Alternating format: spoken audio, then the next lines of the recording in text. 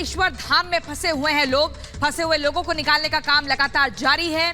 Helicopter से सेना rescue कर रही है और रेस्क्यू के लिए स्थानीय महिलाओं ने अस्थायी हेलीपैड बनाया है। अब तक 20 से 22 लोगों को बचाया जा चुका है। भारी बारिश की वजह से, पुल टूटने की वजह से लोग फंसे हुए हैं। तमाम दिक्कतों का सामना लोगों को करना पड़ रहा है। ये तस्वीरें हम आपको दिखा रहे हैं। हेलीकॉप्टर से सेना रेस्क्यू कर रही है। स्थानीय महिलाओं ने अस्थायी हेलीपैड बनाया है और अब तक 20 से 22 लोगों को बचाया जा चुका है। उत्तराखंड के मद महेश्वर धाम में लोग फंसे हुए हैं और उत्तराखंड से हमारे सहयोगी जतिन शर्मा भी जुड़े हैं, उनके पास भी जाएंगे। लेकिन पहली दो तस्वीरें आप देख लीजिए, किस तरीके से लोग फंसे हुए हैं या पर्यटक फंसे हुए हैं और ऐसे में उनको बचाने की एक बड़ी चुनौती, क्योंकि लगातार मदद की गुहार की जा रही है। महिलाओं ने, जो स्थानीय महिलाएं हैं, उन्होंने हेलीपैड बनाया है। अब तक अगर बताएं तो 20 से 22 लोगों को बचाया जा चुका है। जतिन शर्मा के पास जाएंगे जो कि उत्तराखंड से हमारे साथ जुड़े हुए हैं। जतिन, हम देख रहे हैं मद महेश्वर धाम की अगर बात करें तो यहाँ पर जो पर्यटक हैं वो फंसे हुए हैं। स्थानीय महिलाओं के द्वारा हेलीपैड बनाया जा रहा है। क्या कुछ मौजूदा स्थिति है और गंगा का जलस्तर यहाँ कितना बड़ा है?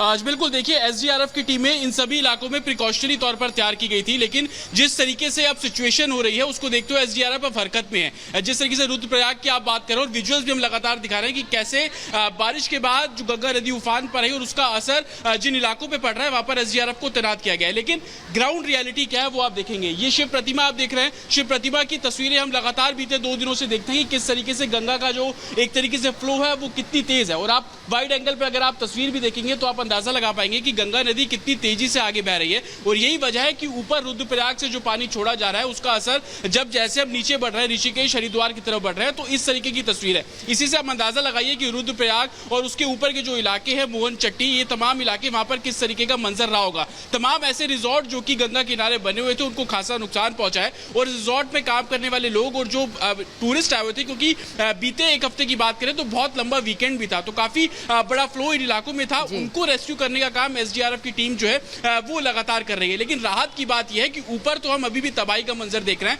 लेकिन ऋषिकेश और हरिद्वार जैसे स्ट्रेच में अब स्थिति हल्की हल्की सामान्य इस कदर, क्योंकि आप ये जो ब्रिज देख रहे हैं, ये ब्रिज दरअसल शिव मूर्ति की तरफ जाता है। 2 दिन पहले तक, यहाँ यूं कहे कि 36 से 48 घंटे पहले तक ये जो ब्रिज था पूरे तरीके से गंगा नदी ने ढका हुआ था। तो आप इस बात से अंदाजा लगाइए कि फ्लो किस कदर 10 फीट तक ऊपर बढ़ा हुआ था। अब जब इन इलाकों में थोड़ा पानी सामान्य हो रहा है, लेकिन फ्लो से आप अंदाजा लगा सकते हैं कि पानी का फ्लो कितनी तेज है। और यही असर है कि हरिद्वार से होते हुए यूपी के तमाम इलाके, क्योंकि गंगा नदी दूसरी नदियों में भी जाकर जुड़ती है, कोसी नदी में जाकर जुड़ती है। और मुरादाबाद की तस्वीर आपने देखी, वहां पर भी कई ऐसे इलाके जो कि पानी की चपेट में आ रहे हैं। सिर्फ ऋषिकेश की बात करें तो गंगा किनारे जितने भी घर थे वहां पर पानी तकरीबन 5 से 6 फीट तक भर गया था। स्कूलों की तस्वीर हमने देखी कि किस कदर स्कूलों में पानी, हम हालात दिखा रहे हैं अपने दर्शकों को। और इस बीच अगर हम हिमाचल की बात करें और खास तौर पर राजधानी शिमला का इस वक्त बुरा हाल हुआ पड़ा है। और शिमला की कृष्णानगर में लैंडस्लाइड के दौरान एक 3 मंजिला मकान किस तरह से भरभरा कर गिरा, उसके बाद क्या तबाही मची, इस खास रिपोर्ट में आपको दिखाते हैं।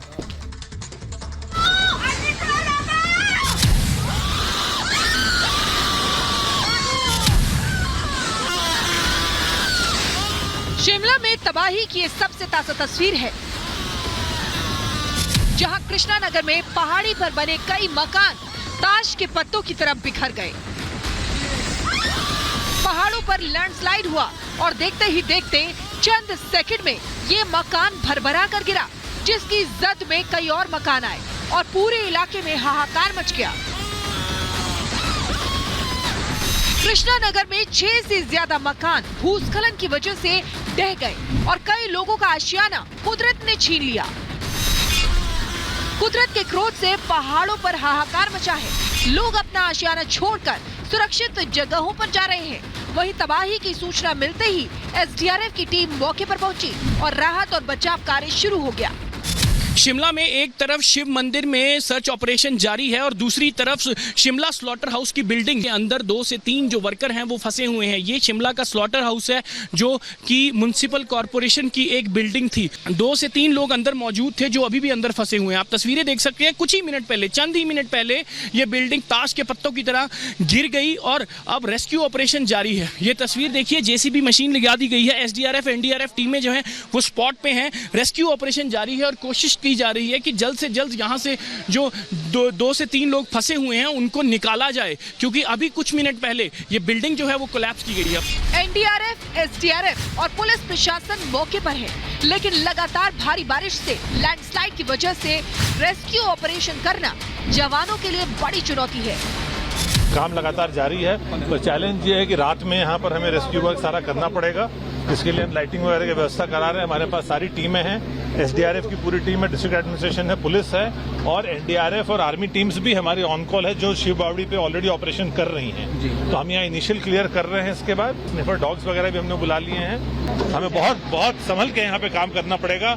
जी, यहाँ पे जो है 5-6 घर बताए जा रहे हैं जो कोलैप्स हुए हैं। इनके कोलैप्स होने का प्राइमरी रीज़न जो बताया जा रहा है वो ये है कि जो एक पेड़ था वो पेड़ गिरा, उसकी वजह से जो है ये घरों का स्टार्टर लूज हो गया और घर भी जो है उसके साथ गिर गए। यहाँ पे आपकी जो एनडीआरएफ की एक कंपनी लगी हुई है, एसडीआरएफ लगी हुई है, हमारे होम गार्ड्स लगे हुए, सिविल डिफेंस लगी हुई है और फायर ब्रिगेड की भी जो लोग हैं वो भी यहाँ लगे हुए हैं। उसके अलावा यहाँ पे एम्बुलेंस स्टेशन कर दी गई है, डॉक्टर्स को भी यहाँ पे स्टेशन कर दिया गया है। 2 दिन की मूसलाधार बारिश के बाद लैंडस्लाइड ने शिमला में भारी तबाही मचाई है। कल शिमला का शिव मंदिर भी भूस्खलन की चपेट में आया था, जिसमें 10 लोगों की मौत हो गई थी और आज भी मलबे से 2 शव बरामद हुए। इसके अलावा फागली में लैंडस्लाइड की वजह से 16 लोगों की मौत हो गई। मंडी में 19 लोगों की मौत की खबर है। वहीं सोलन में 11 लोगों की बारिश और लैंडस्लाइड की वजह से मौत हो गई। इसके अलावा सेगली और जोदान गांव में भी 7 लोगों की मौत की खबर है। अभी सुबह ही 4 लोगों की और मौत की सूचना है। जो शिप बॉडी में दबे हुए 3 शव थे उनको निकाला है। उसमें और शव भी दबे हुए हो सकते हैं, क्योंकि जैसे जैसे समय बीतता गया उम्मीद कम है।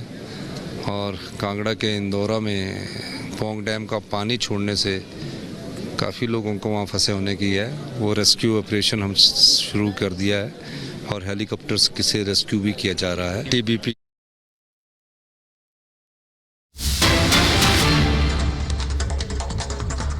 और इसी बीच लगातार हम आपको तस्वीरें दिखा रहे हैं। बड़ी जानकारी बता दें कि खुद मुख्यमंत्री सुक्खू पहुंचे हैं, जायजा ले रहे हैं और हर तरह से मदद का आश्वासन भी दिया जा रहा है। लेकिन ये तस्वीरें आप देख रहे हैं, देखिए इंदौरा पुल के ऊपर भी पानी आ चुका है और किस तरीके से ब्यास नदी का पानी लगातार यहाँ पर जलस्तर बढ़ता चला जा रहा है। रेस्क्यू टीम लगातार मौके पर मौजूद है। एनडीआरएफ, एसडीआरएफ की टीम रेस्क्यू का काम कर रही है। और अमनदीप के पास हम चलेंगे सीधा ग्राउंड जीरो पर, जो कि शिमला में इस वक्त मौजूद है। अमनदीप, आपकी रिपोर्ट में हम देख रहे थे कि एक स्लॉटर हाउस में आपने बताया था कि 2 से 3 वर्कर अभी भी फंसे हुए हैं। क्या वो उनको निकाला जा चुका है या नहीं, और कितना आंकड़ा अब तक सामने आ चुका है जो मकान गिरे हैं, जो लोग घायल हैं, जिन लोगों की जिंदगी खत्म हुई है? जी देखिए, इस वक्त हम स्लॉटर हाउस के पास से ही रिपोर्ट कर रहे हैं। मैं आपको तस्वीरें दिखा देता हूं, फ्रेश तस्वीरें, क्योंकि रेस्क्यू ऑपरेशन अभी भी जारी है। सर्च ऑपरेशन जारी है, क्योंकि एक की बॉडी रिट्रीव कर ली गई है, यहां मलबे से निकाल ली गई है और दूसरी एक और बॉडी बताई जा रही है, वो अंदर अभी भी फंसी हुई है। लेकिन ये अंदाजा कोई भी संपर्क उससे अभी साधा नहीं गया है। यह स्लॉटर हाउस की 3 स्टोरी की बिल्डिंग थी जो कल शाम को गिर गई है और यहाँ पे 2 लोगों की मौत बताई जा रही है। 2 स्लॉटर हाउस में, 13 लोग शिव मंदिर में और 5 लोग फागली में। शिमला का आंकड़ा ही 20 तक पहुंच चुका है। शिमला सबसे वर्स्ट इफेक्टेड एरिया है और कल जिस तरह से ये स्लॉटर हाउस की 3 स्टोरी बिल्डिंग गिरती है, इससे ये पता चलता है कि सबसे सेंसिटिव एरिया यही है। यहाँ ऊपर मैं अपने कैमरा पर्सन को कहूँगा जरा सा ऊपर भी दिखाएं, क्योंकि ऊपर जो घर हैं उनको इवैक्यूएट कर दिया गया है। लोग जो रहते हैं वहाँ पे, वहाँ से इवैक्यूएशन हो चुकी है और ऊपर से कुछ 5 से 6 मकान पहले लैंडस्लाइड से ढहते हैं। वो ढहने के बाद वो मकान इस स्लॉटर हाउस पे गिरते हैं और उसके बाद ये स्लॉटर हाउस जो है वो ताश के पत्तों की तरह बिखर जाता है। ये तस्वीर देखिए आप, ये पूरा बिखरा हुआ तो वो है। और ये जगह है जहां से ये सारा स्लॉटर हाउस लैंडस्लाइड के साथ नीचे आया है।